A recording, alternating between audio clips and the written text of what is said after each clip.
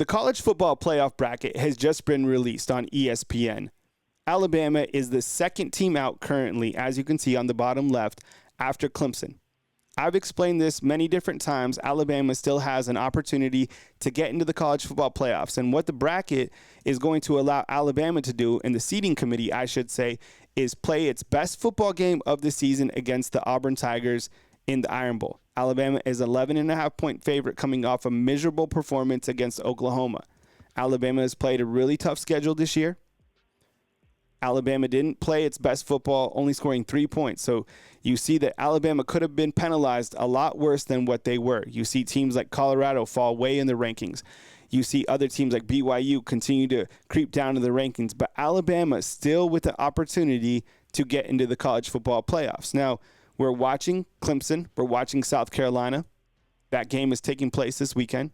Right? You also have Indiana, who's taking on Purdue. I think Indiana goes ahead and does whatever they want against the Boilermakers. And then some other teams that in the first round, they have to be in the playoffs because they are a conference champ. And I think that's one of the biggest areas where this bracket fails, is the fact that teams from championship teams from the conferences make the playoff bracket when the conferences are not created equal. For example, Arizona State, they get into the first round by winning, theoretically, the Big 12. Where would that team be in the SEC? Where would they be in the Big 10? Could Arizona State even win the ACC? I don't know. SMU, a team that just joined the ACC, has not lost a game, and credit to them for having an amazing season, but they have, and this is from Roland inside a comment box, their strength of schedule, number 77 in the entire country, okay? Alabama is 3-1 against top 25 teams. Now, I know what you're going to say. Alabama has also lost against 2 unranked opponents. Well, you know who else has lost against 2 unranked opponents? A lot of teams. For example, Ole Miss, they've lost to unranked teams. Kentucky and Florida. BYU, they've lost 2 in a row.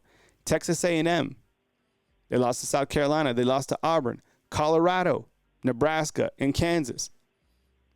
Okay, so what's going to happen is Alabama will be heavily judged against how they perform against Auburn in all facets of the game. And it is terrifying to think that they will be judged on offense, defense, Jalen Miro, everything when their starting inside linebacker is out the remainder of however many games Alabama has. When Alabama couldn't stop the run against Oklahoma, how are you going to stop it with out Deontay Lawson? I don't know. Hugh Freeze scares all of us, right? When I look to this bracket overall, things that stand out to me as well is like the Mountain West Conference, a group of 5, having a quarterfinal bye in the New Year's Six. Did you know that Boise State and Wyoming were tied at halftime this past week? Okay, they were tied at halftime. I ask this every week. How are we feeling about Oregon? Are we feeling that Oregon is a true contender, or do you think they are a pretender? Sound off, please, inside the comment box. I'm not even going to ask you the same question about Miami because I don't know if Miami is even going to beat Syracuse. And that's another team we're watching. It could come down to, hear me out, maybe even a Miami or Alabama for that last spot in the college football playoffs. Let's say Miami beats Syracuse. They lose to SMU. You have Miami with 2 losses going against Alabama with 3 losses. You know, call me crazy. I just feel that Ohio State is going to win the big conference.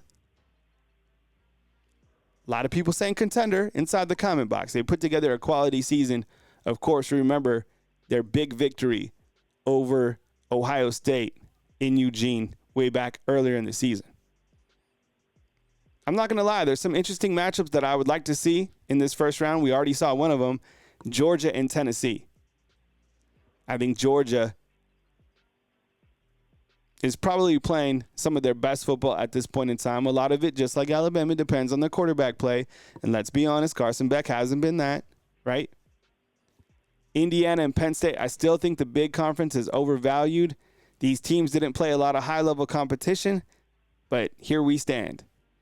Penn State barely beat Minnesota.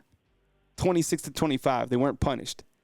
Indiana, Ohio State took it to them. That's their only loss on the season. They only played one top 25 team this year, and they only lost one game. And then there's Notre Dame. I still feel down in my heart that there is this scheme, the script, the playoff script. I still feel in my heart that when this is all said and done, that Alabama is going to be at that number 12 spot and Notre Dame is going to be at that 5 spot. Or the 6 and the 11. But I could see somehow Ohio State beating Oregon, right? So Ohio State would have to get the quarterfinal spot. Oregon goes to 6. Notre Dame goes to 5. Alabama to 12. Alabama versus Notre Dame in the first round at 5-12. And then Alabama beating Notre Dame in what would be a TV masterpiece. Raise your hand inside the comment box right now if you would be elated to play Notre Dame in the first round in South Bend. And I'm sure there's some of you inside the comment box that would be a bucket list to go to in terms of going to watch a college football playoff game in South Bend underneath Touchdown Jesus. And guess what would happen? Alabama. Look, I said this before, but I think Alabama would beat Notre Dame. I do. And then you got to think Alabama versus Boise State. Well, surely they got to be able to beat a Mountain West team. So then, I mean, are we talking now semifinals? Look, it's obviously really easy to get excited about the playoffs. But it's all rat poison because this team that stands in front of Alabama is voodoo. And Hugh Freeze, this guy can coach. This is a rivalry game. I showed you the stats before. Auburn has the edge on Alabama in a lot of different areas. They do. They can run the football. They can stop the run. We all know what's going to happen.